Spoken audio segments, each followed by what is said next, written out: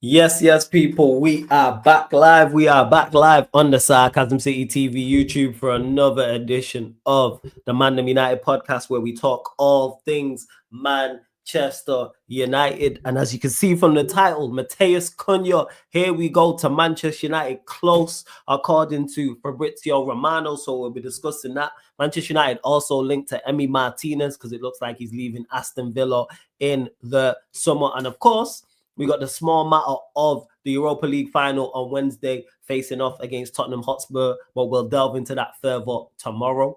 But big up to everyone supporting. Shout out to my OG troops, the G, the Don, one of the GOATs in this thing for the raid. So whether you joined over from the raid or whether you were here already or whether you're watching this back after, you lot know exactly what to do. Or maybe you don't. Hit the like button on the video. So important you do that. Hit that like button when you enter the city of sarcasm. Pay the tax, people. It's free. All I need you lot to do is hit the like button. Please make sure you share this out across all of the social media apps you are active on as well. At That's Me Flawless, at Sarcasm City TV, at Sarcasm City TV, That's Me Flawless on Twitter and Instagram. And just as important as those two things, make sure you subscribe to the channel Sarcasm City TV and hit the notification bell as well. The countdown continues to 15,000 subscribers. I believe we're about, you lot know maths isn't my strong suit, or maybe you don't know, but you just found out now maths ain't my strong suit. So let me actually put it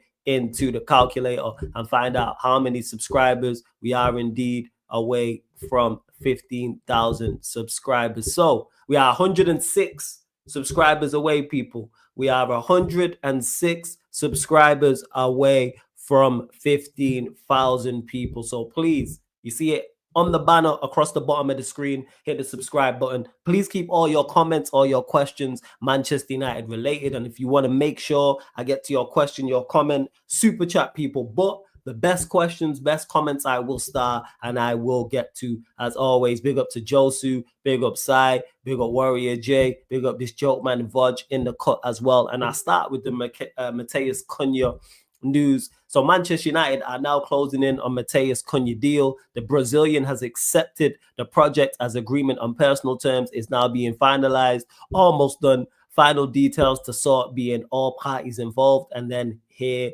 we go. So before I get to it, Warrior J, that's phenomenal news, by the way. CUNHA deal. I know you have a lot to rebuild, and this summer and this season has been a car crash, but do you think this CUNHA deal is one good step for the rebuild in the summer? I'll go one further. I think it's a great step.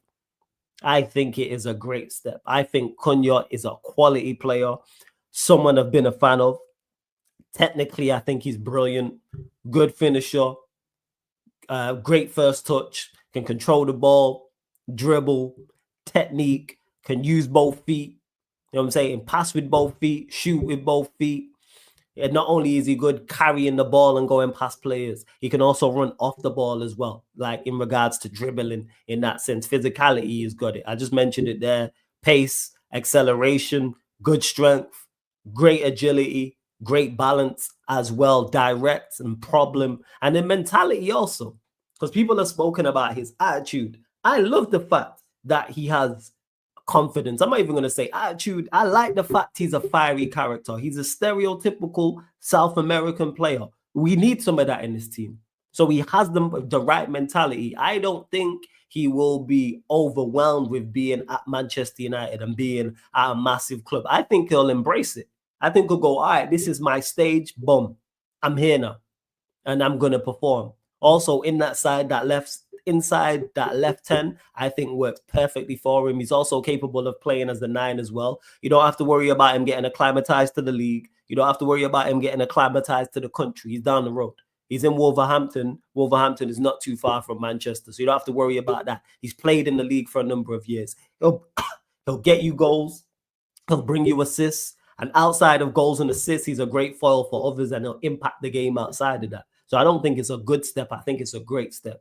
Do we need more? Yes. But he's someone I can look at, and if he's in the team and say, okay, you get us 15 league goals minimum this season. Minimum. And there's no one else in our side I currently look at, I can guarantee and say 15 goals. He doesn't solve our entire goal problem, but it's a great step in that direction. If we go get another 10 and get a striker, That's it. Imagine you put in Bramo, and then let's say it is a Delap, or let's say it is a Oshman. I really like the signing. Great step. And also the price. 62.5 million. It's not 82 million. It's not 92 million. It's not 102 million. It's not 112 million. I think 62 million for a player of that caliber, I'm all for it. I'm surprised more teams ain't in for him, but hopefully we just get it over the line. That's where I'm at.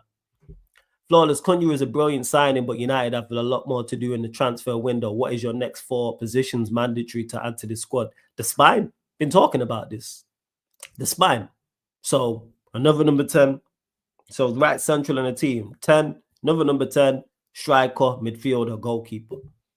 We need 2 midfielders, but since you asked for 4, spine of the team is always the most thing for me. Goalkeeper is so important. We need 2 central midfielders. So important. Another 10, so important. Striker. Our whole nucleus needs to be different come the start of next season. Goalkeeper got to be different. The centre-backs I actually trust for the most part. Central midfield, we need at least 1 starter in there. Because we not only do we lack quality, we lack quantity. We don't have no midfielders. Eriksen's leaving. We don't have no midfielders whatsoever. It's literally Casemiro, Agate, Bruno, Collier. Casemiro, I got like to look at the profiles, especially for the way we're trying to play. There's such a lack of technical ability across that.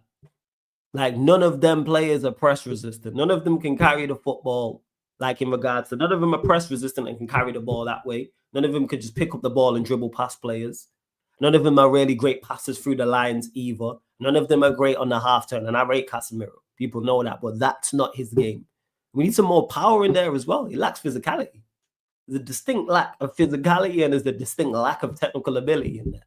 Outside of Casemiro, to be honest. That's what I'd say. CUNHA is a good player, but United overall need to raise the base level of the squad. Too many meaty shit ballers. I hear you, Chinley. I hear you. To be honest, Flawless, you did say the board did all right in the summer transfer window, so I'm assuming you think the board could do well this window. Yes, because I have evidence to suggest that. And if they have another good window, even though I think Amorim gets sacked, it puts us in a good state for the future. So let's say Amorim gets sacked October, November. We're still in the Champions League. So depending on his results there, you're still, unless you've been lost all 3-4 games, you're still in contention for top 24. League Cup, hopefully you're still in, and the FA Cup hasn't started yet. And hopefully you're not too far away in the Premier League either. On Sky Sports reported CUNHA set to join after the Villa game. Love that. Love that. Emi Martinez, yes, I would definitely take Emi Martinez. Do I believe it happens? No. It is also on the price point, but if Emi Martinez was to walk through the door, again, that's another good step in the right direction. Because do I believe he's a goalkeeper that's good enough if you want to go and compete and win Premier Leagues or Champions Leagues? No, but Manchester, like I was saying to Troops, I'm back again, that's not where we're at. Manchester United just need better to be a competent team. You see how Arsenal became a top 4 side with Ramsdale in goal. Go get me a goalkeeper of Ramsdale level or better, which I believe Emi Martinez is, for example. We don't need top 1, top 2 players in the league. You know what we need? Top 5, top 6 players in the league or around that. Emi Martinez is of that, as I believe, is a CUNHA and a Bremo, for example, a Diblin, for example. Like players who are in that bracket, not even necessarily top 5, top 6, top 8, and then you get more production out of them. That's what I would say, 100%. Big up King in the cut as well. What are you telling me, man? You good? All good, man. All good, man. What are we saying, man? You know what I'm saying? All good. Just answering questions from the chat. We'll get your thoughts on it shortly as well, man. Definitely. Yeah. Josu says having CUNHA in the team instead of Garnacho Højlund is going to help us a lot. 110% agree. Couldn't think of a better replacement for Eriksen than Cherki. We'll see what they decide to go with. But if we get Cherki, I'm cool with that. Flawless, do you think Cass will go? If he goes, do you think United need a new six more than Agate? Whether Casemiro stays or goes, I think we need a 6. Because like I just stated about our midfielders, we lack. We just lack, again, not only the quality, like I mentioned, quantity. We have 3 senior central midfielders. That should never happen. It's Bruno, it's Agate, it's Casemiro, it's Collier. we shouldn't forget the quality of those, because like I said, there's a distinct lack of technical ability across the board. Same with the physical attributes as well. But it should never be. We should never have 4 central midfielders. We should never only have 3 central midfielders, unless the youngster is exceptional, which Collie is not. He ain't a generational talent. He's just a solid squad player. So that's how I look at it with that. Hey, Samuel, as long as we get rid of Hoyland to whoever I'm with it. And to Ryan B asking, I don't know a lot about Stiller. Kaneki sold on him. I've not watched I don't know a lot about him.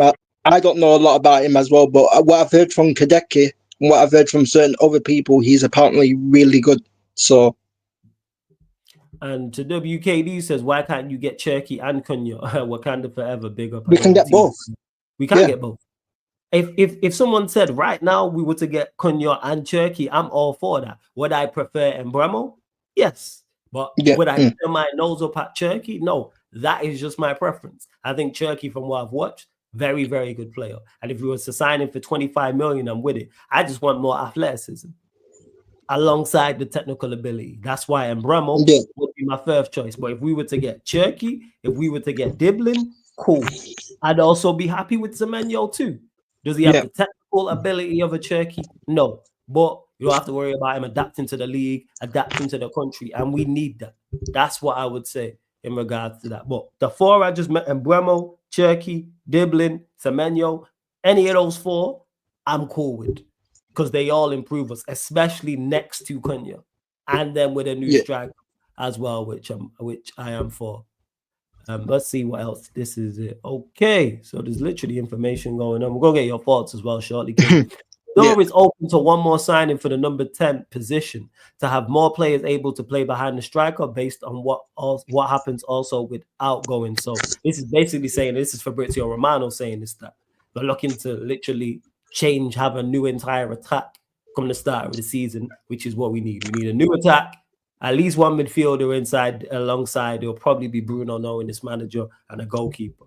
And then we go from there type of thing. Yeah. Like that's that's it. And big up to Dow. Yeah, that's why I said forget quality altogether. Like outside of Casemiro, I don't really rate our midfield too high. So they gotta add to it. 110%. Right, there's a lot of news going on. More talks have taken place between Manchester United and Edison with more planned post-Europa League final on May the 21st. Manchester United lead Manchester City and Juventus, who are also interested in the midfielder, but Atalanta are demanding £60 million from Alfredo Perdula, people. Let's see.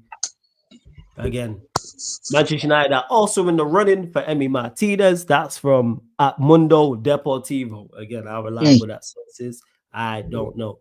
Ryan B with Wharton, I've not watched him like that to say go and get Wharton. I've watched him a handful of times. Does he seem like a good player? Yes. But I've not sat down and watched him play for Palace and go, yeah, bring me him. It's not like how I look at a Belieber, for example. I know you both want everyone out the squad, but realistically, who do you think leaves this summer? All the loan players. So that's Rashford, Anthony, Sancho. I think Garnacho leaves. Yeah. Lindelof leaves. Ericsson leaves. Yeah.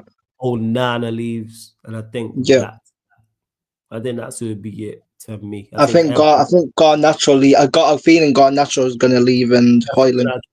You reckon? I reckon Højlund stays. You know, I can see Højlund staying. Unfortunately, I can see Højlund staying. But Lindelof, Evans will leave as well, people, as well. Like AW said, man, run up the likes. There's over 120 of you lot in the building. Only at 30 likes. Let's double that, man. Like check 1212. Like check 1212. Let's get up to 60 likes. And you can see the banner across the bottom. We're only 106 subscribers away from 15K, people. 106 subscribers away from 15K. So we want to be at double figures before the stream is out. Hit that subscribe button, hit the notification bell, and subscribe to the Clips channel. We're going to be launching that this week, people. Sarcasm City TV Clips. I'm going to drop the link in the chat. Actually, add the link in the title. Might just add the link in the title. No. 1 second. Me and Prime are going to pattern that and sort it out. Maybe does Højlund leaves on a loan. Maybe he does leave on a loan. But because I think he asked about permanently. Maybe he does leave on a loan. Let me add it to the title. Oh, yeah, I can add it to the title. Let's go. Sarcasm City TV clips, people. The link is in the title. Go subscribe to the channel, people. Go subscribe to the channel. Sarcasm City TV clips. We ain't uploaded anything yet, but me and Prime are literally patterning it. It will launch this week, people. It will launch this week, the channel. So Yeah. be getting clips on a daily basis. On a daily basis of all the madness that goes on in the city of sarcasm. Obviously, some old clips as well. We'll also be doing that, people. You already know the vibes. All right, where we at? Hold up. Just dropping the link in the chat still. 1 second. Okay. Right. We already know. But yeah, we'll go to you, King. Thoughts on the CUNHA news, man? The CUNHA, I'm presuming you've seen it. The CUNHA information. Yeah. I've seen. I saw it this. I saw it this morning. What Fabrizio Romano posted. Floor's Yeah. yours. All I can say is it sounds like it's a good start. It's a good start, but obviously it's not over yet. Obviously, I described Cunha as a very technical player. Obviously, he can carry the ball. He's got a very good first touch. He's decent at shooting as well. Like he's just a very good all round player. And for £60 million, it's not, you know what I mean, it's not a bad deal for £60 million, especially when we could go into do the installments as well. But yeah, like obviously it's a good signing. But again, we need more because I'm happy with the Cunha news, but also like at the same time, obviously I am a bit frustrated as well because I'm seeing obviously other clubs as well, like for example Liverpool, for example, getting Kirkus, and obviously they've got Frimpong, and obviously there's been links, obviously you saw it and back again, there's been links of them submitting bid for Vert. So Liverpool, it sounds like Liverpool are like really moving, City, they are going to be moving as well, and obviously other clubs will be moving as well. So United just have to get deals done, because obviously I still have doubts about Ineos. But one thing that they have done very well is the recruitment. That's one thing I do trust them on. But the managerial side, I don't necessarily trust them for that. But on the recruitment side, they have done well. For me, like I said, like I like Semenyo, I would take him at United, but the only thing what has recently put me off Semenyo is the Well, price tag. That's the only thing. The price tag. That's the only thing. That's the only thing that has recently put me off, because obviously you see players like Giblin and you see players like Cherky and then Burmo going for less, going for a bit less than Semenyo. I think if we was to get Semenyo for like £50 million, I think that's decent. I think 40 to 50 million at minimum for Semenyo, I think is decent. But I think 70 million, 65 million, I think that's a bit too much. Obviously, if we do bring him in, I'm not going to go on the run. I'm not going to go super mad. I'm not going to go super mad, obviously, because I rate some. I do rate Semenyo. I think he is a very good player, but I just don't think he's worth 70 million pounds. you Like should because go on. Sorry, carry on. Sorry, go on. Carry on. You mid flow. and My bad. I interrupted. and obviously we're seeing Turkey go for like we're seeing now that Turkey's going to leave. Obviously, Turkey's going to be 23, about around 23 million pounds as well. But like I said, United just need to do more, man, especially in the striker department. Obviously, we are probably about to get the here we go on Cunha like very, very soon. So like that's gonna Say that again. Sorry. Say that last sentence again, please. we're about to get the Cunha deal. Here we go. We should hear a here we go very soon. I I was think. making sure I heard you right. That's all, man. I was making sure I So heard you right, so King. Man. so so yeah, but like obviously we need a striker also. Like obviously like I've seen the lap rumors are getting louder as well. The lap rumors to United have been getting a bit louder, because apparently his preferred destination is Manchester United. I've seen certain like reports of it. So if it's the lap, if it's Mateta, whoever it is, we just need to get that. We just need to get that over the line. I did it. I need to see Ineos working on not just one transfer, on multiple transfers. That's what I need to see behind the scenes, because obviously reports came out saying as well that we can spend like 90 plus million without like selling any players. So so for me, yeah, we need to go and either get Mateo or pay the release clause for Liam Delap, because obviously Chelsea are linked with Delap as well. So I think I think we need to go and get that release clause done. You know what I mean? So I hear you on that. Trust me. I hear you. And big up to yeah, King as well. Says big up Flawless and King. I'll big catch up. you in 5 See, 10 minutes. You already know. Let me just get to a couple questions, a couple quotes as well. United Mesa, I agree, because he says, "Good afternoon, my brother. Blessings to you." He says, "Great news today. Cunha signing, but we need more players with athleticism and some ball." I'm with you on that. I keep talking about how yeah, we're in the most athletic, or one of the most athletic leagues in Europe, and we just have no athleticism. We just have no powerhouses. There's no power. There's no one or very few 100-meter runners, 200-meter runners. Like one thing I like about Dorgu and what he adds is that pace and power and strength and genuine athleticism down that side, like of the pitch. Like there was a time in the Chelsea game he made a recovery tackle. I think it was late on. He's one of the only who can do that. Does he need to get better? Yes, but I'm just talking about our lack of athleticism. When we look at Bournemouth, for example, when you look at Brighton, we'll just use those two for example, two of the better teams in the league. That's one thing they have in abundance. And of course, you need technical ability. I'm not saying go bring me a whole heap of Adama Traores, but that goes without saying. Yes, technically sound ballers is all well and good, but we need some pace and power. Everyone out there built like me. This shouldn't be the case, man. What is going on? We got a whole heap of marathon runners and speed walkers. I'm saying in this league, this ain't Serie A, respectfully. Like this is the Premier League where man will run you down. Look at the players we are linked with. We're talking about. Man will just run you down. Semenyo, beast from a physical aspect. Like Tony likes to talk about Mikel the beast. Semenyo will just run you down. Same way a Cunha will just run you down.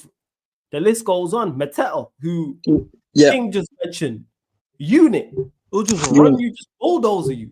Yep. Man will just run, whether it's Eze, whether it's Sa, like the list goes on. You don't know, get the point that I'm making. You need that in the league. Yeah, no PMP in a PMP league is that, but how does that make sense? I hear you, Chinlu. No pace and power in a pace and power league. That's like no technical balling, and you're in a super technical league. Is that being in La Liga and you have no technical ballers in your team? Zero technical, but zero. You're just runners and you just pace and power. And it's like, oh, I wonder why we keep getting beat. Because you man can't keep the ball. Because they got all them technical ballers over that side of over all throughout the league. Because we just get run down. We do. We just get overpowered. You know that's why I said we need to get. That's why I said we need to also get Edison as well, because obviously Edison is like a complete midfielder. What can do multiple of things. And also, I said that we should get Angel Gomez on a free as well, because Angel Gomez is on a free, and also he's played in one of the most physical leagues in League 1. You understand?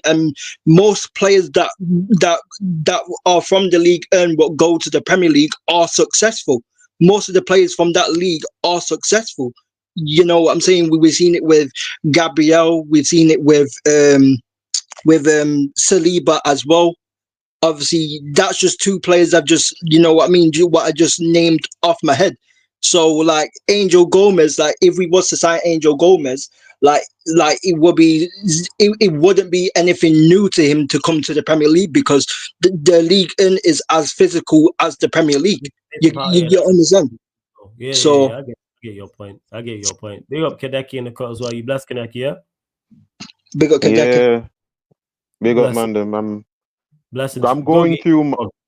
Go on. I'm saying I'm going through the seasons are ending, so I'm just clocking in all the players that I've been watching all over from different parts of football. So Serie A, Serie B, Serie C, League One, League Two. So I'm just going through the players and everything else. I'm seeing what's their name? I'm seeing the bunch of signings right now. This Before we get to it, because I do want to get your thoughts on Cunha, let me just get to a couple of things and then the floor is yeah, yours. go on. Yes, I will be creating for the clips. Obviously, you lot again, links in the title. Subscribe to the Sarcasm City TV Clips channel, which we'll be launching this week. I was literally just looking at some of the videos that Prime put up. This guy trying to make me look bad. It's terrible. But yes, there will be posted on Instagram. I'll be creating a Twitter account and an Instagram account specifically for him as well. So I'll do that today, and then once I launch it, we'll do it properly. I'll do a video on it. I'll upload a video on there. I'll do a live stream on there talking about it as well. I'll upload videos promoting it on my socials as well. So don't worry about all that. You know, it'll be completely updated. So go subscribe to the Clips channel, Sarcasm City TV Clips. Link is in the title. The Samuel who says, Flawless, are you making any new music videos? Nothing of note as of yet, but that can happen at any point. All it takes is for one of my guys to be like, yo, I got this instrumental, what you saying? And if I like it, I'll write to it, and then it'll get recorded. And then a video gets shot. That's what happened with, which is a couple of years back now, the Prayer for the Ops tune. He sent me like 3 rhythms and I liked that one. And I was like, what are you doing with this? Wrote my verse, recorded it, shot the video, and then, yeah, that's what happened. And big up to SG, man. Been a member of the channel for 5 months. Link for the membership is in the pinned comment. Big up for being a member for 5 months. Appreciate it, SG says. It's Flawless starring in the new Black Panther movie. I wish. You know what I'm saying? And that they could put me out there. I wish that I was there. 110%. I could do with the hey, shout me. I'm with that. I'll go join them Baku's tribe, man. I'm with it. To be out there calling people bald-headed demons. You already know. But Kaneki, man, your thoughts on the Cunha deal, man? Well, they're saying that here we go is close, so it's not official, but probably is agreed terms, and we're closing the deal. So yeah, thoughts on Cunha? It's 62 million, right? So yeah, they're saying 62. Yeah, 62. 62 million. Yeah. Man United could have negotiated that better. Yeah, I think it's I think it's in installments. I think it's in installments as well. I'm pretty sure. I'm sure they're gonna pay that in installments. I've heard so. Okay, because that I'm somebody that I'm going to be honest when it comes down to the price of certain players. Cunha is a good signing. I'm not going to be like, oh, it's a fantastic signing. He's going to this. I will never lie here. That's a good signing, but for that price, Man United could have negotiated that deal a lot better. Way much better. 62 million mean that they caved. That's what that means. 62 million mean they caved into Wolves. Would have been a fair price for him? Because that is his release clause, is the 62 million. What would you have classed 62 million? If they had put a lot more pressure on Wolves, they literally could have gotten him for under 55. They could have gotten him for under 55. Because at the end of the day, it's not like it's Wolves that need the money. The player is forcing his way out. There's nothing they can do to make the player stay. There's nothing they can do to make the player stay, basically. We're talking like 8 million. But yeah, thoughts on him as a player? How do you see him impacting Manchester United? What is he going to do with Bruno Fernandes and Ugarte behind him? No, forget Bruno. What do you think of him as an individual player? Like, no. Bruno, like, forget everything else. What do you think of him as an individual? Him as a player is what we've lacked since we lost Suchman 3 years ago. We don't have a player in our team that will get the ball and decide, here's what I'm going to do. I'm just going to dribble past 5-6 players and make a chance out of nothing. I'm sorry. I'm sick and tired of seeing Bruno Fernandes get the ball and trivela it to anything all over the fucking pitch. Yeah. We actually have somebody that's actually technically sound, technically decent, strong on the ball, and actually, listen to this, actually links play. Someone that can play with his back to goal, hold up play and allow people to run off of him. A player that doesn't force chances.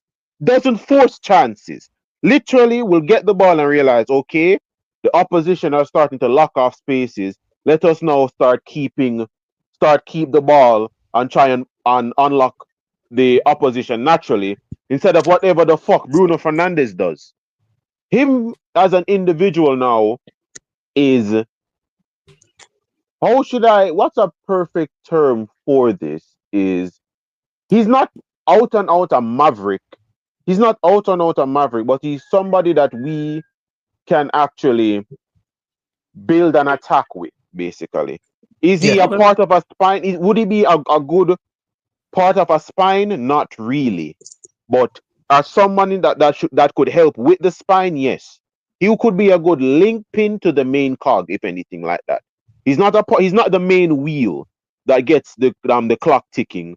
But the role that he would play would be very important to what I'm think they're trying to build right now. But that fee right there is not, it's not You're it. talking That about, yeah, it's only 8. You said 55, so we're talking like 8 they could mil. have gotten it for under 50. And that Yeah. extra 8 I don't mil think goes a long way to these guys, bro. we ain't getting him under 50, fam. We're not I don't signing know. him. Under 55, I said. Under Yeah. Or 55. 55, yeah, we're 57, talking. Yeah, it's 55, okay. 50, from 53 to 57, they could have gotten it. But I'm not, as I said, I'm not going to really try and nitpick with these guys, because let's be honest, I am not expecting anything from Ineos. I'm not expecting anything from these guys, okay? I am not expecting anything from these guys. But for him, I don't want Overall, anybody to. Acuna, you look at it and go, all right, good player, good signing. Let's see where we move from here. Yeah, and what everybody needs to dash out of their mind. Don't think this brother is clinical. I've seen him at Atletico Madrid. Don't come out here and think that, oh, Cunha is mad clinical. He's not. He's not No. clinical. Nah, just put, hey, He's you know what? You know what? If he puts up the He numbers, he puts up our no. Wolves, put up the numbers you put up our And yeah, Wolves. he's no. just a And decent what fit. I'm trying to say, That's no, why I said he's a decent That's why I said he's a decent finisher. I didn't say that he was a world class, because obviously I've seen him miss chances. Obviously, I saw him last season miss chances against us. You know what I mean? When we freaking won 1-0 and freaking scraped it. So it's one of yeah, them and ones. So look at there, because you got, you know what? That's it. I didn't even realize it was that impressive. 15 and 29 is exceptional. yes, it is. Yeah. And the 15 and thing with 29, it is, but considering that he's at Wolves, a man talk about no help at Manchester United, which I do agree with, and I expect us to improve on. He has Yeah. barely any help at Wolves either. Well, Wolves, no, hey, props to him for that, man. yeah, no, I but didn't realize he was that the thing with it, though, Flawless, is this: good. no help at Wolves, but you know what Wolves has that we don't? A Go on. supply line. Cunha knows that he will always get the ball in good areas at Wolves. There's no Yeah. help. There's no Jimenez there. There's no Neves there. There's no João Moutinho there. There's no Neto there. There's no what's his name that's also at Yeah, but Liverpool? none of them. Jota. Who I think will be a miss for him is that 8 110%. No, I look eight at that. Nori will be a miss. But what I'm trying to Yeah. put it is this: while Wolves don't have, there isn't major help there. Wolves built their thing enough to give him the license Yeah, facts. to roam, To Rome. Yeah. basically. So, because if you look at his numbers at Atletico Madrid, I can even Yeah, bring his that numbers up are to not good you. at Madrid. Yeah, his No, numbers weren't good and at now and Madrid. that's what I'm trying to put now. When he's Yeah, at a team that will restrict his movement, welcome to Manchester United, bro. wait, did he just get Bell? He's Did he get 20. what? He was at Madrid 21, 22. So he was Yeah. 21 years old, 20 years old. Did he just get Yeah. Bell? I'm looking at it like he just got Bell. Yeah, but that's No. for Amarim This to find. That's for Amarim to be giving him the freedom, bro. I think, you no. know what? That is Forget for the it. manager. I just think he does it anyway. No, you want to know why? Wait, hold up. Garnacho gets freedom. Our 10s get freedom. Which one of our 10s is restricted? The 10s that are technically gifted, minor. But I don't think Maino's restricted. That's just not Maino's game. So yeah, but Mainu doesn't not even play as a 10. He plays in the double pit. Yeah, but that is true. The manager does put him there. But even the few times he's played as the 10, Maino's not a Roma like that. You're not going to see Maino on the touch. Maino's smarter than that. Why is Maino on the touch? No, Maino is, Imagine and that. what Imagine we I've watch the game and we see Maino on the left wing with chalk on his boots. We go, I'd blame him. and Yeah. Cunha has been getting better from his initial period starting in the Premier League at Wolves. Yeah, he's definitely good. Starting it at Wolves, second season 12 goals, this season 15 goals. So Nah, I think 12 goals for Wolves is exceptional. no, it is. Yes. But the point that I'm trying to prove, what I'm trying to say is just this: Wolves' supply line, while not up there, is good enough for him to be given those chances to score.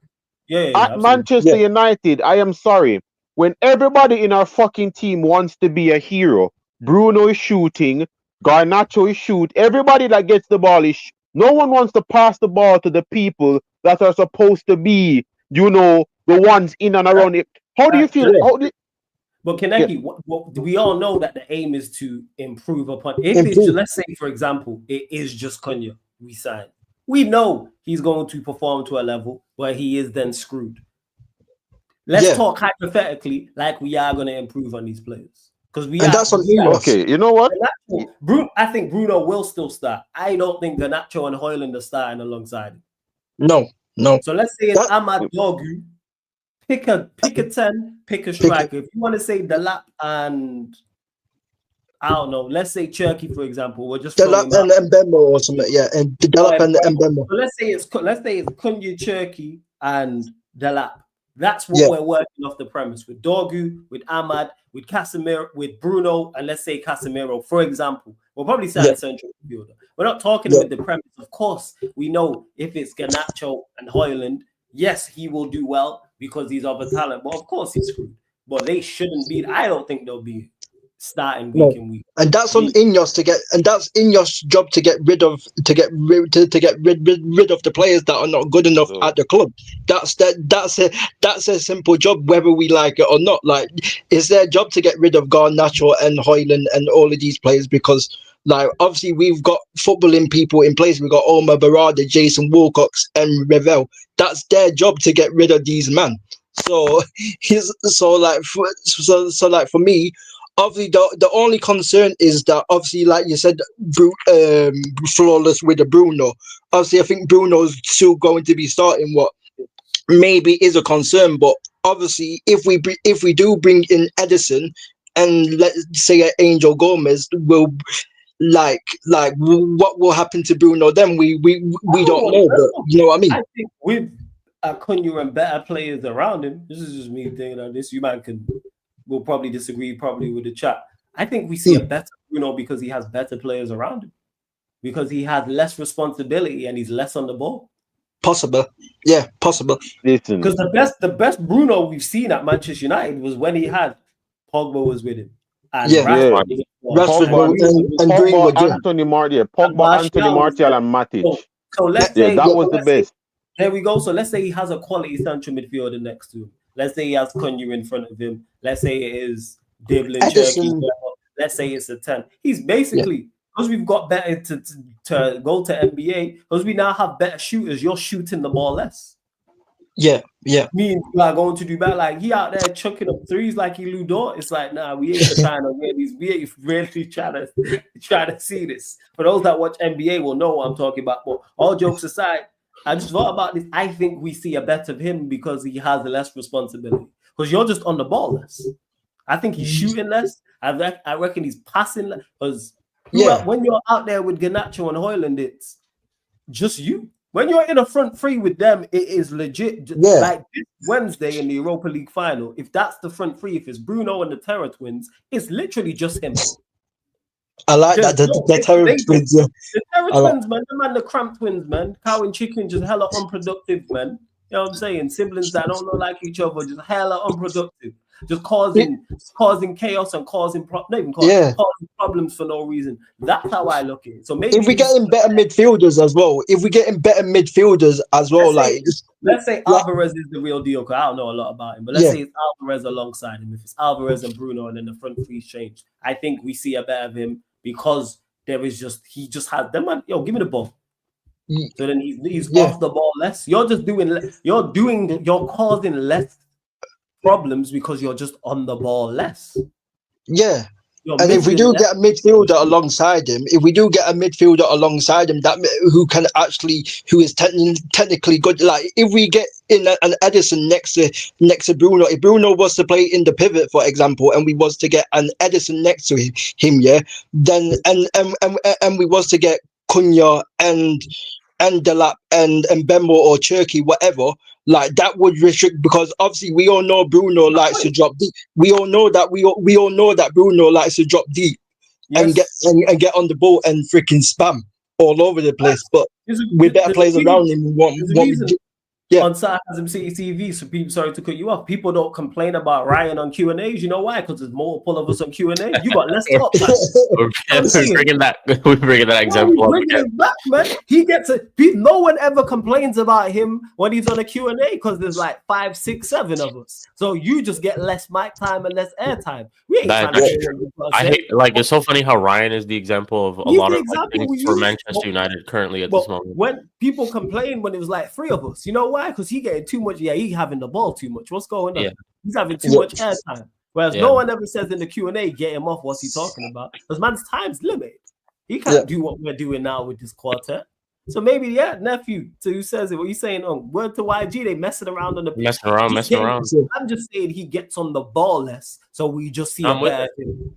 But yeah, man, I said squad player. He in the stands. I think in terms of this, like, you have to, like, I completely agree with some of the things that you guys are saying. It's the freedom. It's the less freedom. If you restrict the right now, Bruno Fernandes, as much as you would, if you hate him or you like him, he is really the only creator in our team. So that's why he gets the role that he does in terms of poofing the ball, in terms of trying to do some things. Well, us on the other hand, we know that he's not that good enough. Like, he's very wasteful when it comes to his creative role. Now, how do you go and try to make a better Bruno Fernandes? And also, how do you try to improve the team? You get more midfielders in this team. You restrict that role of his.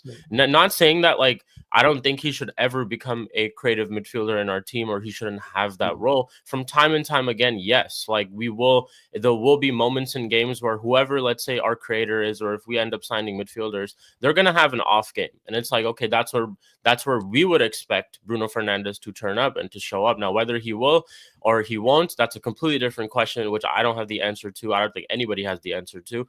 But I think the idea is that, you have to get maybe better players around him. You also maybe just need to get better players into the team. Like, get these technically sound players that we are talking about, get these creative players that we are talking about, where we don't have to rely on a situation where, why are we giving so much freedom to Bruno Fernandes in this team? And Cunha, for example, like you guys were saying, Cunha is that Bruno Fernandes for them, where he has that freedom, where he has that role where he can run around, create goals, try to be a threat, make runs that drags defenders. Like, he's just roaming around the pitch. And I think that's why we obviously see why he's performed so well currently this season also. It just takes me back to Wolves last season, first game of the season. This guy absolutely tore us apart. Absolutely tore us apart. I still remember this because I remember, and I know this is because how Ten Hag set up the team, and Casemiro was literally on an island all by himself in that midfield, and he was just getting absolutely ran through by Cunha. But it's like, I've seen, like, Cunha is, well, for one, I think he's proven a lot to me in terms of the Premier League. Like, the guy can ball. That's one thing for sure. I think he scored a hat-trick at the Bridge last season for Wolves. This season, he's got the goal record that he has got. Not only can you slot him in the 10, but I think you could also play him in the 9 sometimes if need be as well. Like a false 9, or not an out-and-out maybe striker, but like kind of like a false 9, or moving around in the 10 either side. And I feel like it'll probably be that type of thing where Wolves, I'm pretty sure, do play a back 3 system as well. So I think they're maybe going based off of a profile that Cunha fits for United and Ruben Amorim right away, and that's good. I mean, it's like price tagger and all that type of stuff. I don't even think we should be thinking about all these things, bro. 62 million release clause, like we just need to get players in. I'm the only thing that I'm kind of like upset about in terms of this Cunha deal is that it should have been done already. I don't know why it's taken this long. It should have been done already, and we should be getting players in and all that type of stuff. And great signing, it's like we still have a lot of work to do. I think we have a lot of work to do in terms of getting the potential. I mean, getting the best out of Cunha too at this club, because there's a lot of things like you mentioned. Eight Nuri is going to be a big miss for him if he does end up joining our club. But then that's why we have our wingbacks, and that's where our wingbacks and our system in terms of how similar it is to Wolves will come into play. And that's really it. It's like we need to, in terms of our profiles and in terms of the players that we have at our clubs too, one thing we just need to start doing from the bat is get competition. I can't go with having another season of these guys being comfortable. I want them to sit there and be like, what if he takes my spot? Or what if they start playing well and they start taking my spot? And that's one thing that needs to be into this team right now, because there are ample amount of players currently in our team who think that they're just going to get selected for whatever reason, just because we don't have enough players at our club, just because the manager might not rate other people over other people, just, all these different reasons. But that type of that comfortable thing that they're in right now needs to go away. And I think that goes away by just getting We start off by getting someone like Cunha. Like Garnacho, start sweating, bro. Like Garnacho starts sweating for sure, because your spot ain't gonna be here if Cunha shows up. He'll play in that left hand or on that right hand side or wherever he ends up staying. Same thing when we get a Delap, like instantly Rasmus Højlund should feel like, oh shit, like my spot might not be available. Even though I personally think that we should get two strikers. I think we need to get some sort of experience as well with Delap. But even just if Delap does come through, Rasmus Højlund, count your days.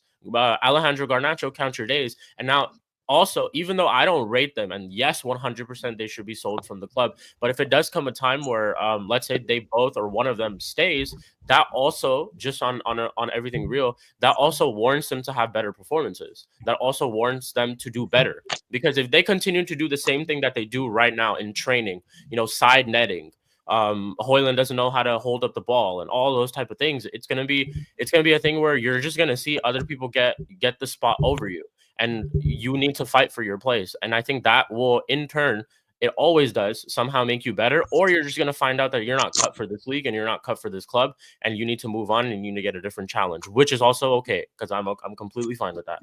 So great start. I think the deal should have been done already in terms of the Cunha deal, but good player. Like, I mean, I can't argue about it at all, to be honest, because he's been proving it. He's been proving it this season. He proved it last season that he can score goals. Right now, we are a team that lack goals.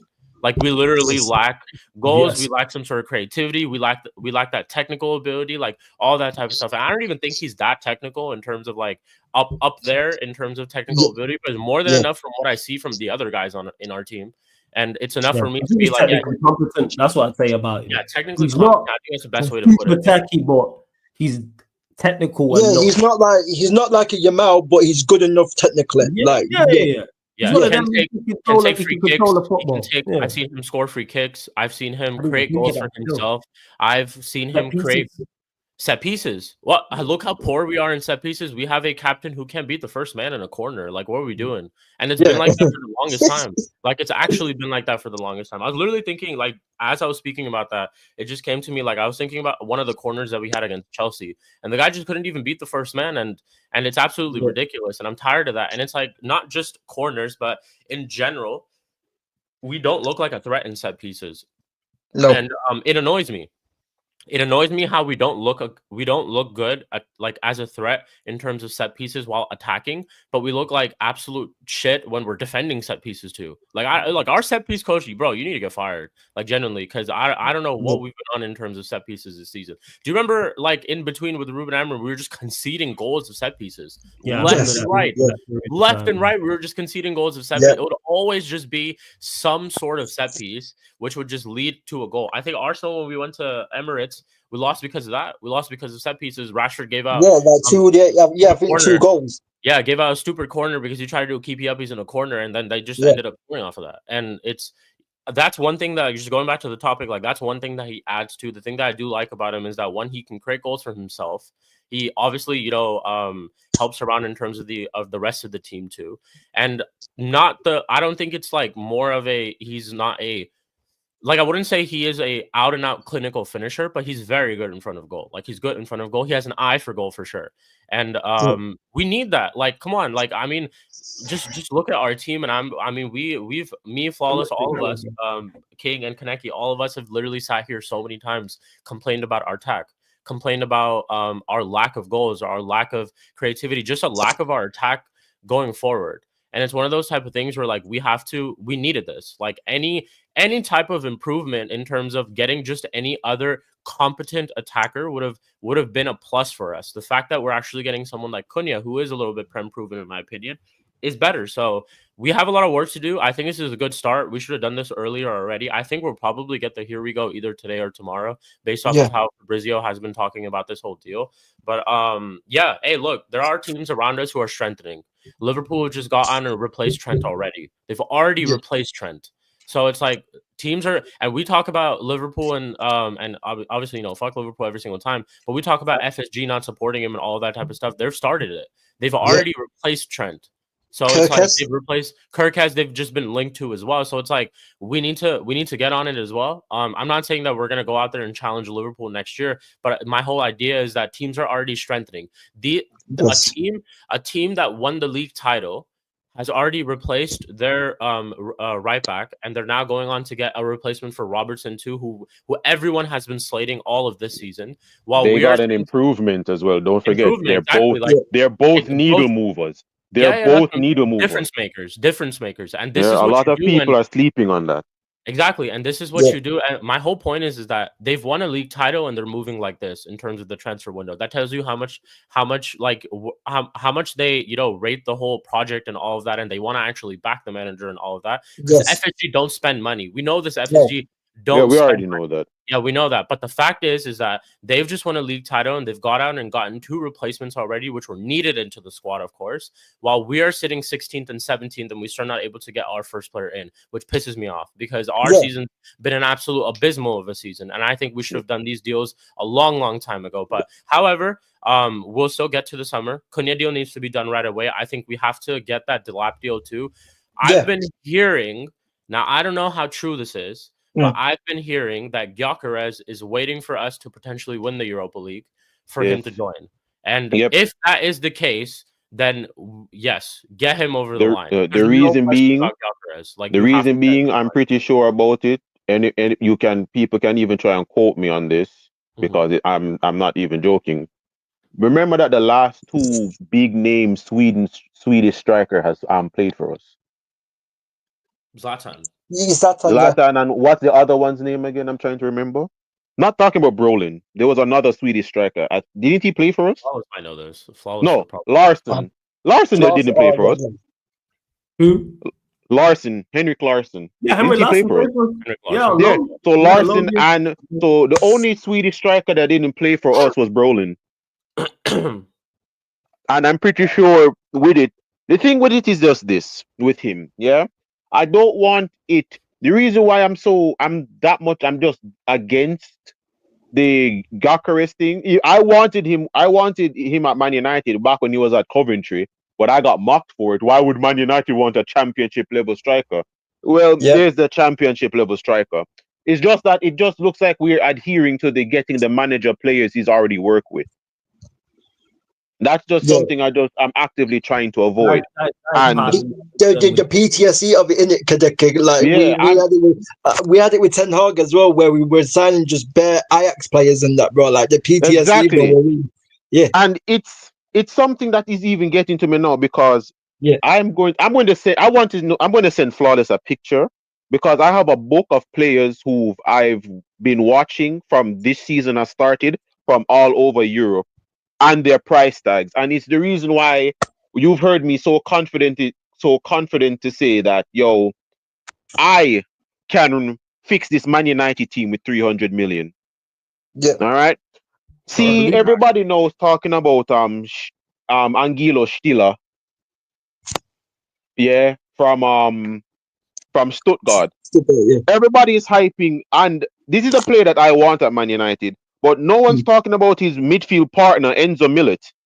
No one is talking about Enzo Millet as well, who's also had a phenomenal season at Stuttgart. And he's 27 million. Yeah, 22 years old, CM, CDM, very aggressive in a tackle, good ball carrying, and has very good passing. Enzo Millet, 22 years old, French, from Stuttgart, 27 million. But everybody right now, because one link talk about Angelo Steeler, who I've been talking about for 2 years now. So everybody's now on this Angelo Steeler thing. Well, I'm here pointing out Enzo Millet as well.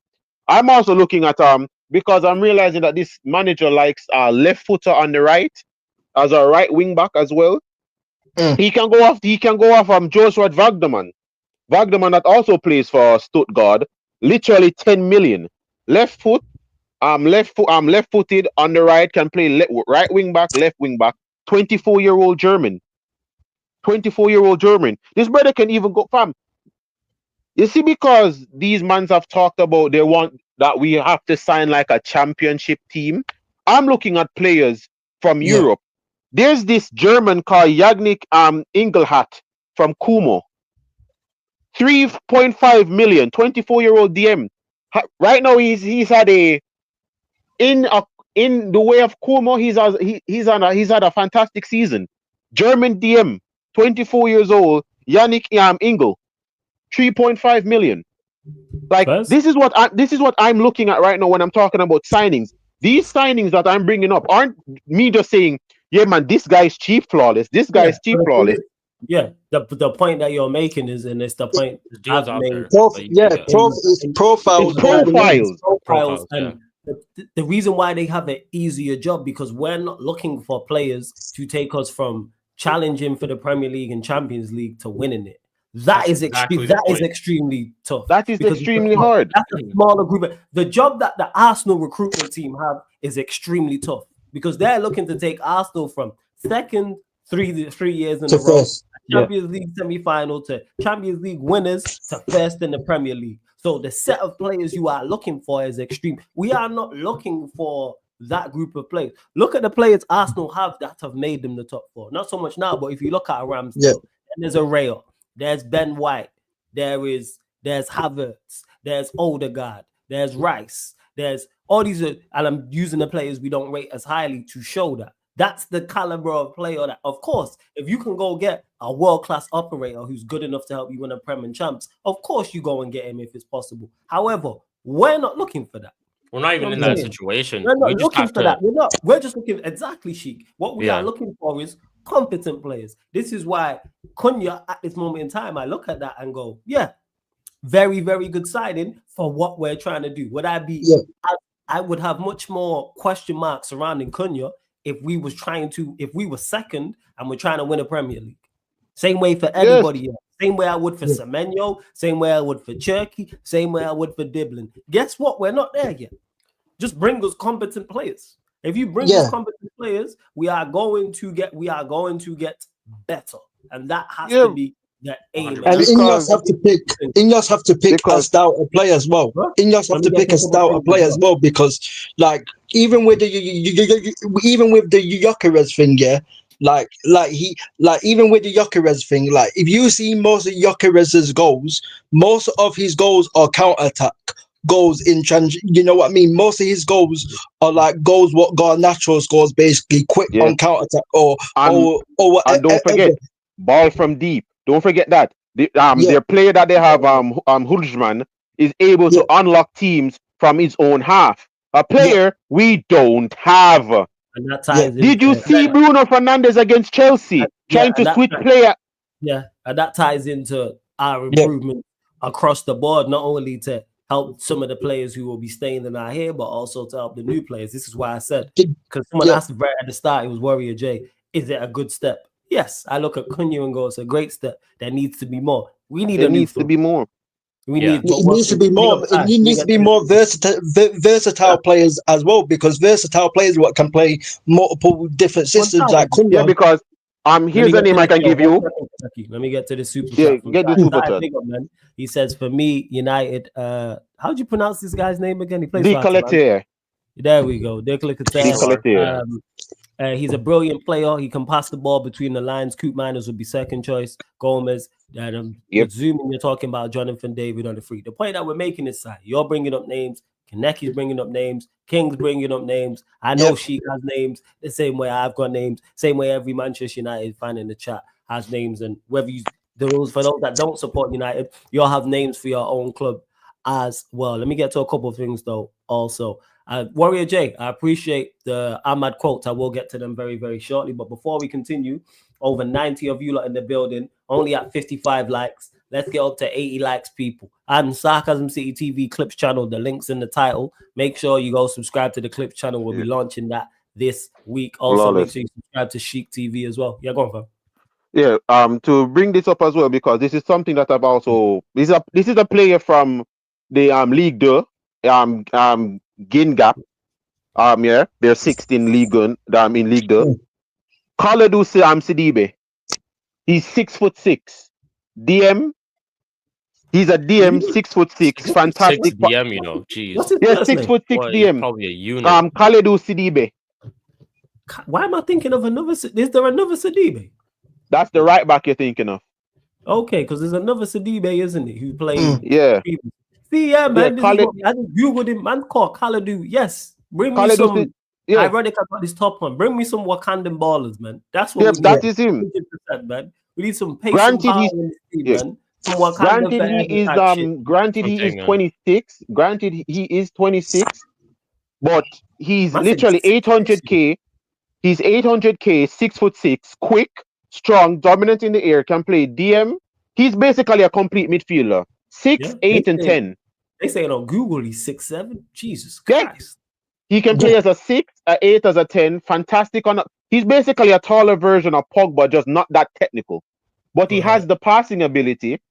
He's quick on the ball. He's not completely fast, but he's not slow. Yeah. And able to use both foot, strong in the air, and very good passing. And this season, I've seen Gignap even use him as a striker at one point because they were going through an injury crisis. I bet he has that 6'7", and big up to Prime. Yes, he does. We talked about Sidibe before on this channel a few months ago. I remember. Yeah, I was thinking of a completely different Sidibe from years back. I think his name's Anthony Sidibe. Sidibe. You joke, man. You said Flawless going from second 3 years in a row to 4 years in a row isn't that difficult. No, you joke, man. That is difficult. But making that step up, making that step up for what they're trying to do. Like they are, Arsenal are in recruiting from a much smaller pool than we are. Like we are just looking for better than what we have. We are looking for competition. We are looking for the top 1, top 2, top 3 players in position. Run me someone now who's top 6. Maybe someone now. That's I think maybe because I completely agree with Kaneki. Like we should be trying to get some of the deals like this, especially with how these guys are Ineos and all these people complain about money and all that type of stuff. I will also say this though is that maybe one of the 2 signings that they are looking to get might be like one of those top signings that you could consider. Did he lag out? Yeah, he did. Well, I think he lagged up. Yeah, but but these are the things, Flawless. Be back in a second. If you're checking out, if you're looking at who I was talking about, like I need what I want right now in this team now is not only technical player, but as you guys have brought it to my attention as a lot, because I'm now going to have to switch my mentality to the pace and power thing. I'm now looking at these. As I said, this guy is 6'7". Yeah. That makes us better at defending set pieces. Absolutely. And it makes us more of a threat at set pieces. Absolutely. So that's now what I'm trying to look at now when I'm looking at the players now. Do they fit what we're doing at Man United? Yes. What are their qualities? 6'7". Yeah. And he plays in the French league too. He plays in the French league too. Yeah. He can be part-time football player, part-time NBA player. Like I was gonna say, you could use him on the Kings. You know what I'm saying? Flawless. Like I get it, we're bad, okay? I get it. You telling me you would prefer him over Sabonis? Huh? I would prefer anybody over Sabonis. Everybody on this, so everybody on this Ederson is like, Ederson is okay, but I am not spending 60 million on a midfielder when I know with 60 million I can get 3 to 4 more midfielders. Yeah. That's Edison for you. It's a price point. So if we were to get him for 30 million, you'd go, yeah, I'm cool with that. No, I don't have a problem if we get if we were to sign Ederson. It's just I don't like the price tag we're getting players on. Liverpool right now are the kings of 35 million. All right, Liverpool are the king of 35 million.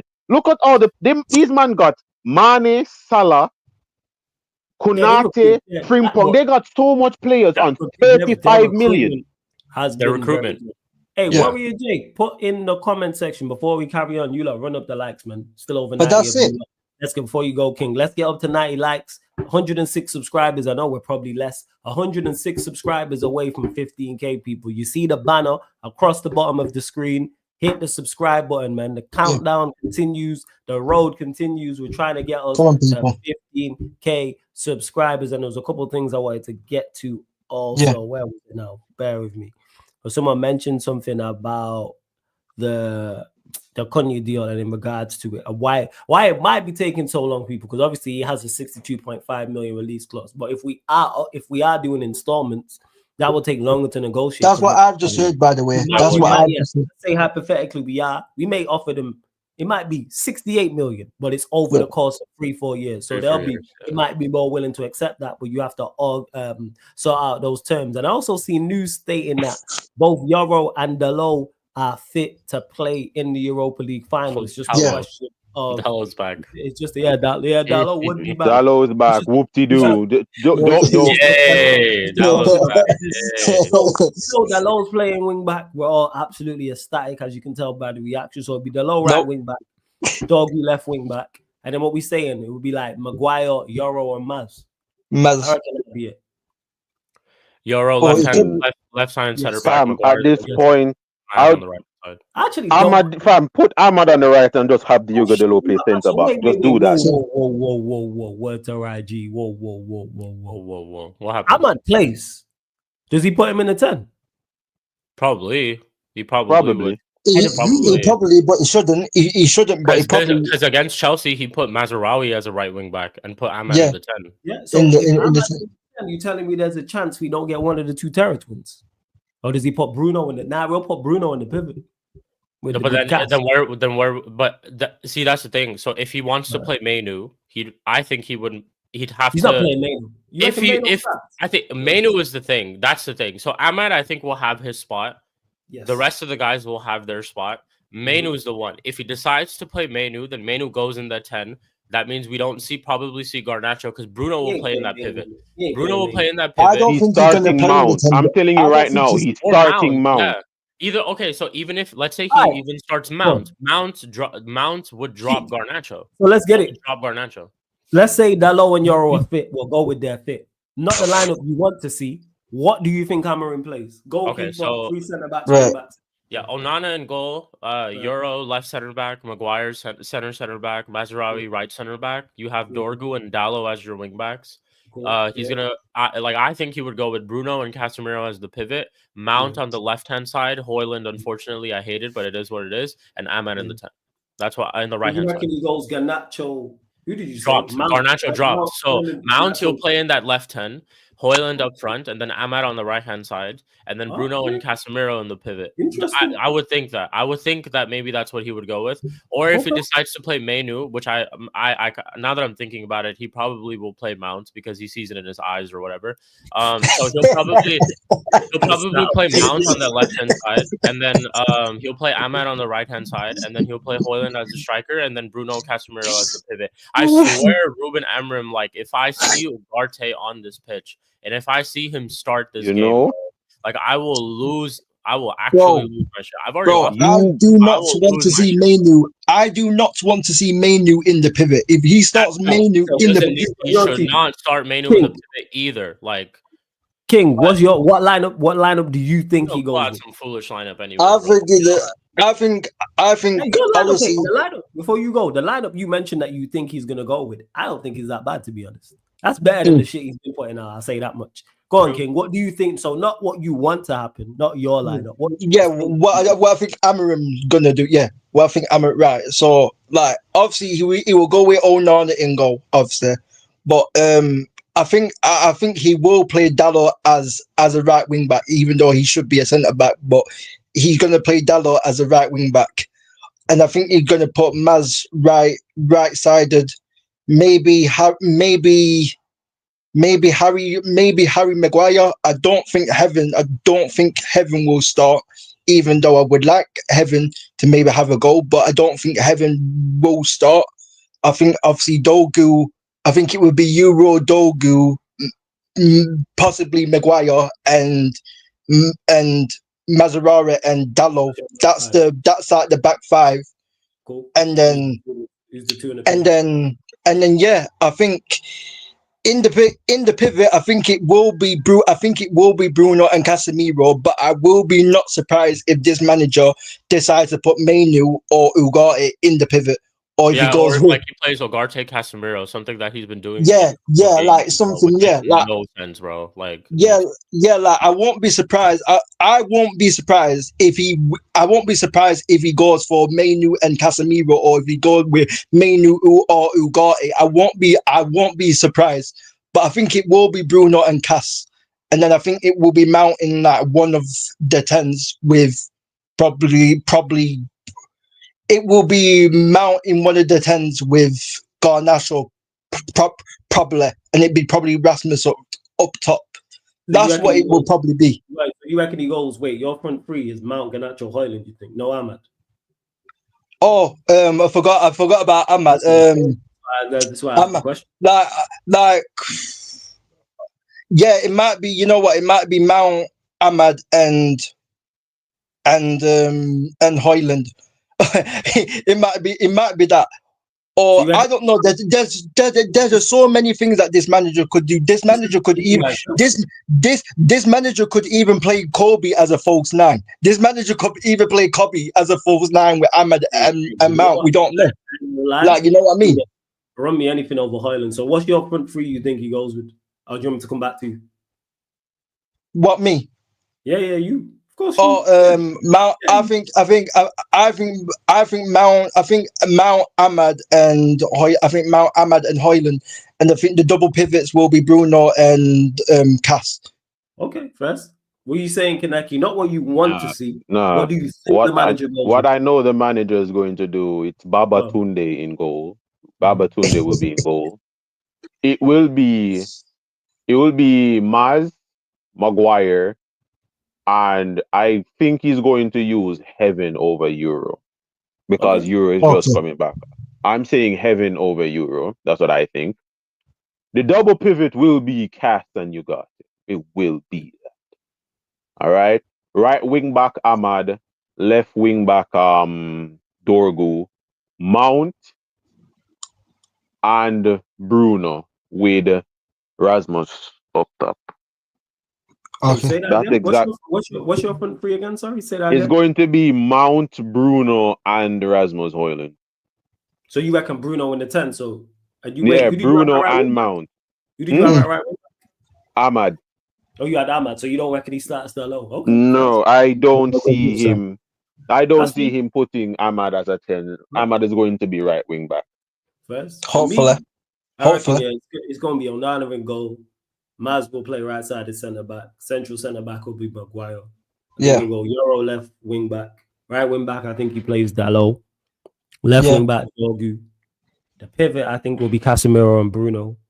And then the front three, I think he goes Ahmad with the Terror Twins. I don't see him dropping Garnacho, and I don't see him dropping Højlund. As much as I want him to. He's been playing Mount a lot. He has been playing Mason Mount a lot. You said Sheik with Maino and no, you didn't say Maino, sorry. You said Mount. Ahmad and Mount as the 10. Højlund. Yeah. I pray it's that. With Bruno and Casemiro, but I actually don't mind that. I really don't. It's not ideal because Mount's Mount, but it's miles better than friggin' having Garnacho there. So if we see Mount 100%. And Ahmad there as the 2 10s, at least there's a word. Ahmad, you know what you're getting, and at least with Mount, there's some form of technical ability. And then Højlund is non-existent. Basically, we're down to 10 men rather than 9.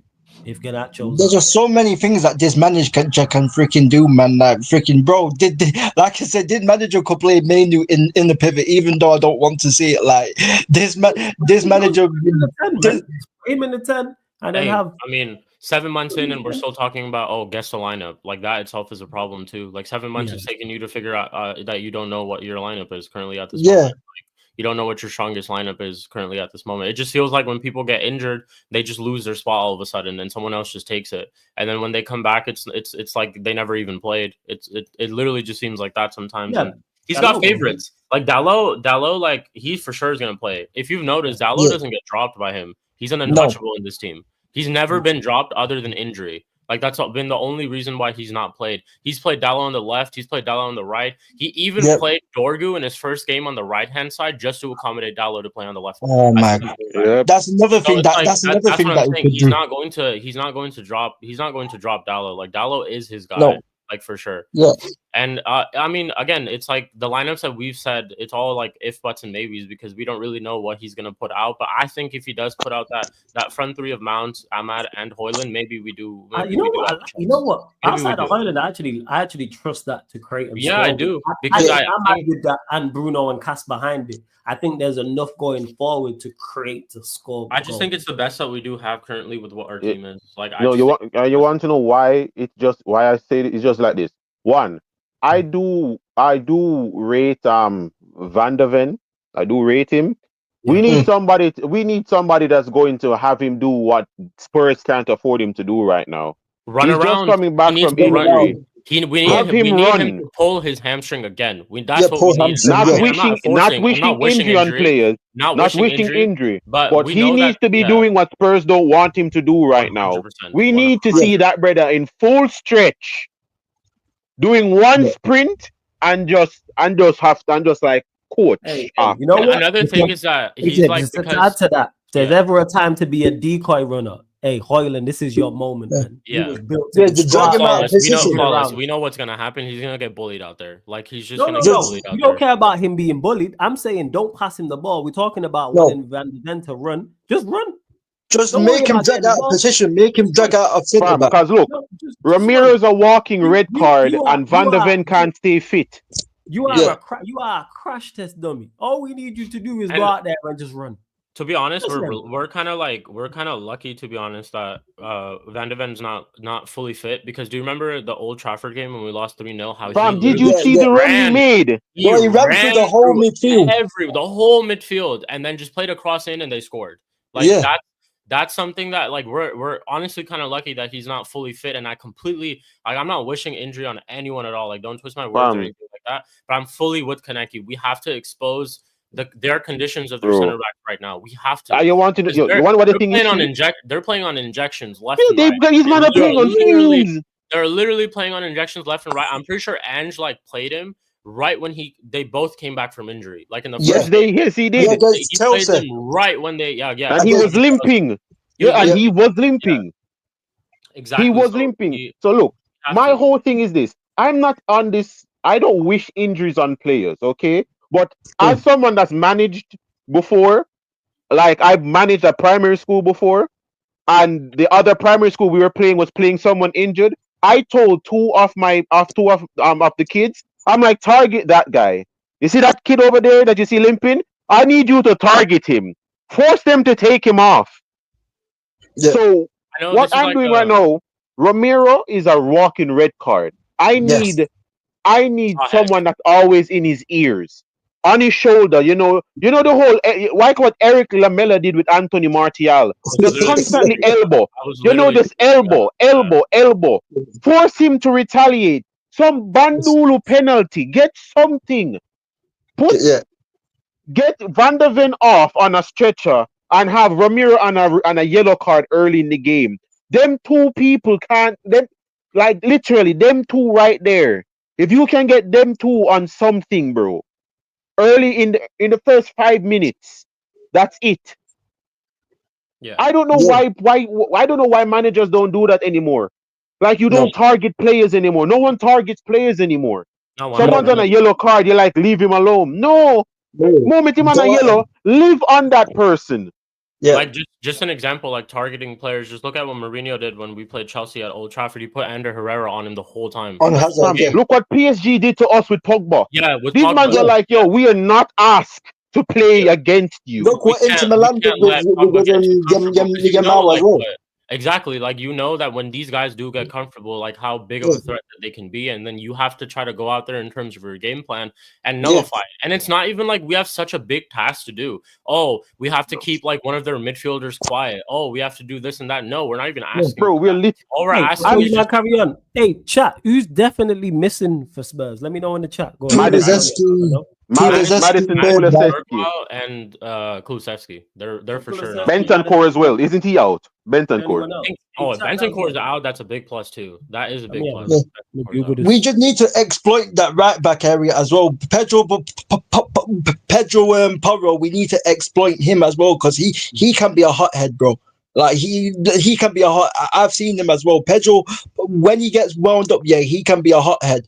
And when he goes forward, yeah, he always leaves space, bro. Like the guy never defends, bro. Like the guy's like Indian transmission, bro. When it comes to defending, bro, Dragon Ball Z, you don't see that guy defending, bro. You know what I'm saying? Like you just see the guy just further forward. Fam, it's so simple. We're in the Europa League. We know what the Europa League refs are like, bro. Like, yo, cheap fouls every time. You see, like how you saw, what's the name played against Arsenal? Oh, you saw PSG play against Arsenal. The moment Arsenal tried to do something, a PSG player just went on the ground. Like that's what we need. Like, slow the game down, fam. I need to see some Atletico Madrid type of dark arts. Like, yo, you touch, go to ground, bro. If the person slap, if the person brush your left hand, hold your face, man. Shout ref, something, bro. Anytime you see Spurs look like them going to do something, bro, just literally draw a foul.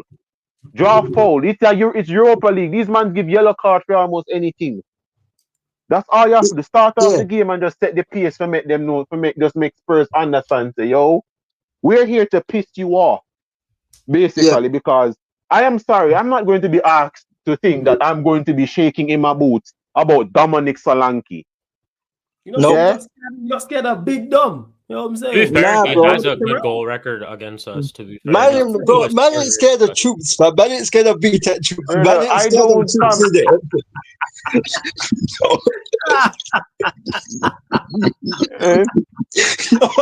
know what I mean?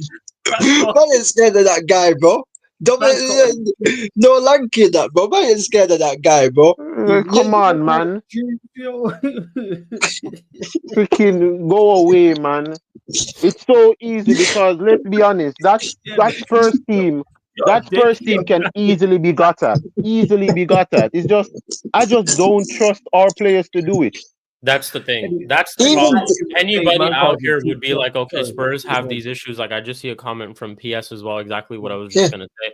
Anybody out there, any competent team, any competent manager will go out there and be like, yeah, these are the issues that we can use to exploit. However, I don't think we entirely have the right personnel to do that. I think they're to a certain extent they could, but it's like, I think we do, you know, that's why we're in the final. But the thing is, like, in our front three, though, flawless. If we are trying to expose these center backs, the only real person that I can think who could do that is only Ahmad. Yeah, like, Ahmad would probably be the only one who could exploit problems, like cause. Like, if he runs, if he does, like, let's say he picks up the ball and forget the inverted thing for just a little bit. Let's just say that he picks up the ball and is running around on the right hand side, dragging defenders and putting them out of position. That's where I feel like it could be a problem. But again, he's the only one, and it's like, let's say if I think he's the only one, because I don't think Mount would be able to do stuff like that. Mount could maybe pick up the ball. Mount will run around and try to pick up the ball. You could play it to him, but in terms of like trying to put someone on their feet. And that's where it is. Yeah, I think it's like we're a little bit low in that department. Although, even though I think Ahmad can do it, I just don't think Ahmad will be able to do it all game, because it's like, don't the sad thing about it, Ahmad plays on Spurs' strong side.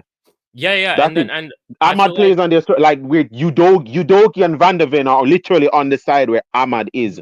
And I think okay, so that's now when our wingbacks need to also come in play. Like, Dorgu needs to be making those runs, those overlapping runs, and he needs to actually be a threat in the final third too, because I like Dorgu. But the one complaint that I have with Dorgu recently, and I actually was saying this in the Chelsea game too, is that he's getting into good positions. Sometimes, how about you just don't try the cross? Sometimes, why don't you take on the man? Go to the byline, drive in the box, go to the byline, play a cross in, because it's like they know. at the end of the day, you're going to play that cross, and it's one of those type of things where it's like, I think that he needs to switch it up because I see potential in him, and I'm kind of like, I think you need to be doing better in terms of those positions, because yeah, it's like crossing and all of that type of stuff, you can get better. Like that's something you will learn with time, and that's something that you build chemistry with. Sometimes you just need to slow down a bit as well. Yeah, when you sometimes you need to slow need down to a bit, slow but down. also just have that confidence to take on players, because Yeah. again, he's gonna probably play Pedro Porro on that side, right? Yeah, Take on it's Pedro Pedro Porro. Porro. That guy You're telling me never you can't defends, take bro. on Pedro Porro? Well, didn't Pedro Porro get absolutely ripped apart when they played Chelsea? Like he had Bro, this that Trossard, crazy bro. highlight. Bro, Like that did crazy, you see yeah, what that's what I'm Trossard saying. did to him, bro? Trossard sent him That's from what it was. Trossard. Murray, bro. Trossard Like, sent you know what I'm saying? That's what I'm saying. Leandro Trossard. That's went who I in, was thinking you got money about. now, man. Look at that. So Yeah, and it's like, the thing with this yeah. is this. You see, if Xerxes was fit, was fit, the Yeah. front three I would have gone with would have been Xerxes, Garnacho, and Ahmad. Oh, If Xerxes was would fit. have been the one. Did you see If how Xerxes was fit, tearing apart that would have Saliba? been my front three. Because Exactly. Xerxes with those 100%. two running off of him, just dragging people out of position, and have those two with pace in behind of Ahmad and Garnacho, I would have Yeah. picked that because that's exploiting everything. Everything.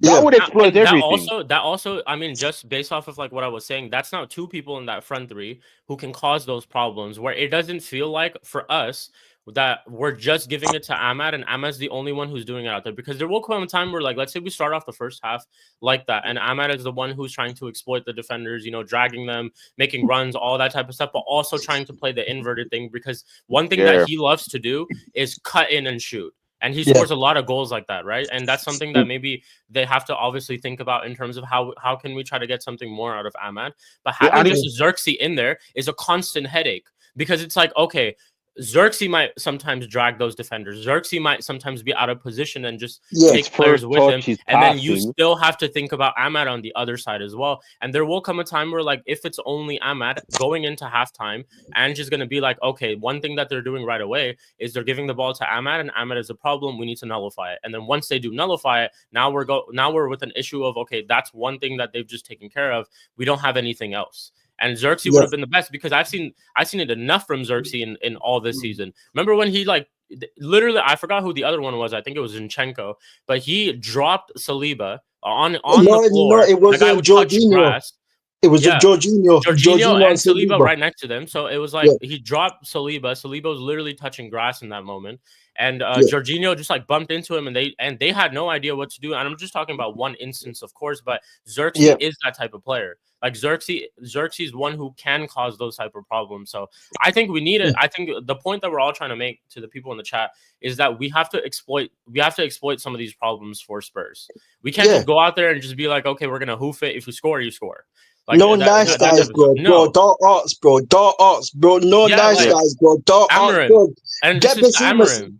This is to Amarim, literally. Amarim, you talk about a big game tactically, this and that, and all that type of stuff. All right, let's see what you tactically come up with in this final. Because I'm not a manager. We're all not managers and all that type of stuff. But we can sit here and just come up with one way of how we can expose Spurs' backline just by that. They play a high line too. Like, let's not even forget, they play such a massive high line. Like, there are so many ways that we can actually exploit them, but it all depends on the lineup that Ruben Amorim does come out with, and what type of game plan that they do actually have to try to nullify them. Because we're lucky. Like Van de Ven not being fully fit is a good thing for us, genuinely. Because not only then you have to worry about him defensively, but then now you also have to worry about him going forward, because he makes those crazy runs. He literally makes those crazy runs, and he's a unit too. So it's like these things you have to look at for sure. And I'm sitting here hoping that a manager before a final of a big like a cup competition is thinking about all these things. So because a lot of their players are erratic as well. A lot of their players, are erratic. Like we just named Porro. We named Porro, Romero, Besuma as well. The amount of yellow cards and the daft fouls I see from Besuma, like even Besuma, I'm looking at Ugarte and Casemiro and going rough Besuma up, bro. Like rough him up, bro. Like talk to him, bro, because that Besuma will get himself sent off, bro. Besuma's a hothead, bro. You get me, bro? Like the amount of times I see the guys just slide, doing freaking side tackles and that, bro. Like bro, they've got a lot of players as well. Yeah, when you make it too difficult for them, they don't like it. Innit? This is what it is. Like, we can't be on this nice guy shit. Oh, nice guy. Oh, we're not going to, you know what I mean? We're just going to play. No, bro, do the dark arts, bro. That's what Lightly Gunner says and Northside say, yeah, about Arsenal. Do your dark arts, man. You know what I'm saying? None of this, you know what I mean? None of this soft shit, bro. Like, like, bro, you know what I'm saying? Like, bro, it's a final, bro. You know what I'm saying, bro? I don't care if Tottenham are our rivals or not. It's a final, bro. You know what I mean? We got to do anything that we can to win the final, fam. I do not care. And Amarim, just pick the right team, please. Because, like I said, I do not want to see Kobe Mainoo in the midfield, in the pivot if you start him, because the amount of criticism that I've seen over Kobe Mainoo recently, like this manager is making Kobe Mainoo look like an average player, bro, and he's not, bro. Kobe Mainoo is like a good player, bro. Like, you know what I'm saying? Like, we all know what Kobe's about, bro. So, like, you know what I'm saying? So please just pick the right lineup, bro. Please for once, bro. You get me? We get like Dallo and Bruno and all of them, man, are your favorites. But bro, it's time to step up, man. Time to step up. Genuinely, that's the best way to put it, bro. Like, this is a way where you can kind of like. For me, you don't really make things better, because I think you guys all know where I stand with this type of stuff. But this is definitely something where you can maybe turn a couple of people at our club, and then this would warrant us to go ahead and, like, you know, back you and go out there and get players for you to a certain extent. Not for me personally, but yeah, like to a certain extent. So it's like we have to 100%, like King, spot on, absolutely spot on. Yeah, that's and crazy Michael UHG says flawless, you in jail, bro. Yeah, being a Manchester United fan, yes. Yeah, I'm not in a fucking prison cell. Yes, 110%. You don't know why I'm here. You lot who watch me often enough know it. I've seen this background a million and one times. This is nothing new. You don't know why I'm here, man. You know what I'm saying? I'm at my sisters. You don't know the vibes, uncle duties and all that. So that's why I'm here. Yeah. But big up, love to everyone that's locked in. Yeah. Run up the likes on the video, whether you're watching this live right now, watching this back. Run up the likes. Please make sure you subscribe to the channel, Sarcasm City TV. Hit the notification bell as well. Make sure you do so. Hit the notification bell as well, people. Make sure, HYG. Let me know if you man are about for club shortly in about an hour or so. Same to you, Sheik. If you're about, I don't know if you're working or whatnot. I have a show at 8. Actually, no, I don't. Yeah, I'm about. Yeah, I'm about. All right, cool. About an hour from now, 7 p.m. UK time. So keep a lookout for that on the playback. I don't know if YG and H and the rest of the delinquents are about. But yes, run up the likes. Hit the subscribe button. We're 106 subscribers away from 15,000 subscribers. I think it's less than that now because that was at the start of the stream. Hit the subscribe button if you have not, people. We are now 100 subscribers away. So we're getting there. Make sure you subscribe to Sheik TV though. Wait, wrong way. Subscribe to Sheik's channel, Sheik TV. Sheik, let them know what you got coming up over the rest of the weekend, all that good stuff. Yeah, this weekend, I'm not gonna lie, people, I took a little bit of a break, was just celebrating, the week and all that type of stuff. So I'm all good now though. So we're back again. In terms of today, I don't think Hussam is running an A-listers just because we couldn't get everyone. So there will be Mud Brothers at 10 p.m. UK time, just as normal, where we're going to be talking about the weekend's games. M. De Niro is going to be there, Spurs fan who's been on this channel before, of course. Yeah. And we're going to do, I guess, a little bit of a preview for the Europa League final. Tomorrow, I am planning on running a preview as well for the Europa League final. It's just that I have to kind of see if I can get everyone together. But that's something that you could expect tomorrow as well. So just a full-on Tottenham Hotspur versus Manchester United Europa League final preview. And then Wednesday, we're here, man. This is the day that, I've been waiting for a long time. One, not only because that it's what our season depends on, but also just because our season ends there. And whether we lose or we win, that's just literally it. I want this season to end as soon as it can possibly. And I want us to just, whatever it is going into next season, just want to forget about this terrible season, genuinely. So Wednesday, watch along. Obviously, Flawless. I'll be with Flawless and all Eddie and all of the guys who ever do show up on Sarcasm City TV playback. Make sure you guys go subscribe and follow on Sarcasm City TV Playback as well, where we don't just do football, we do a lot of other sports as well, and it's absolutely crazy in there. So definitely join up. And yeah, like I'll be there on that match reaction after that game, maybe depending on if not even depending on the results. Regardless, there will be a match reaction. It could either be a live one or a pre-recorded one. Most likely going to be a live one. And then Friday we're back for Stretford Chronicles, all these different shows. I think TJ just messaged us and like me and Flawless as well, so we might even be on American Idiot. So definitely check that out. There's a couple of shows that you guys can check out in terms of like content this week. But yeah, that's pretty much it. Sheik TV is where you can find me. I'm on the road to 1K. I think I'm around 100 and like less than 150 subscribers away from 1K. So yeah, if come on, people, run that up. Get Sheik to 1K, people. Sheik TV, links underneath in the description. So let's get Sheik to 1K, man. Expeditiously. You already mentioned the playback, so I appreciate that. It's a free app, like Sheik mentioned, www.playback.tv/Sarcasm City TV. It's rolled to 1,500 followers on there. And don't forget this show, all the other shows you see on the channel, apart from watch-alongs, fan calling shows, and the gaming content, all available on all audio platforms. So if you're on Spotify and you want to listen to this podcast audio only, maybe you don't want to see our faces. I'm saying maybe you don't want YouTube using up all your data. Maybe you're at work. Maybe you're cleaning. Maybe you're cooking. Maybe you're on a walk. Maybe you're driving. Whatever the case may be, people. So go to Spotify, type in Sarcasm City TV, follow us and 5-star us. iTunes, Apple Podcast, all you blue text merchants, all you iPhone users, like, why you don't go on iPhone, this and this. How about you use your iPhone to go to iTunes, Apple Podcast, and 5-star us on there? How about you do that rather than talk all this blue text stuff? Because who the hell is still sending texts in 2025? Get WhatsApp like a normal human being. So make sure you hit the follow button on the SoundCloud as well, people. Make sure you do so. There will be pro clubs at some point. I need to finish getting my head done. Yo, give me like a message you Sheik and H if you're about probably. I'm free till like 10 p.m. UK, bro. So it's yeah. Well, pattern it probably be like 8, half 8. I'll shout you, man. No also, problem. Anyway. And I think that's pretty much it. In regards to conference finals, I will be covering games 1 to whether it goes 4 games or it goes 7 or anywhere in between of both conference finals. All of them watch-alongs will be on the playback. All of those watch-alongs will be on the playback. Some will be dual streamed to the YouTube as well. We're going to redirect a month anyway, people. So love to everyone that has locked in. ManDem United podcast live on the Sarcasm City TV YouTube. Thank you very much for tuning in.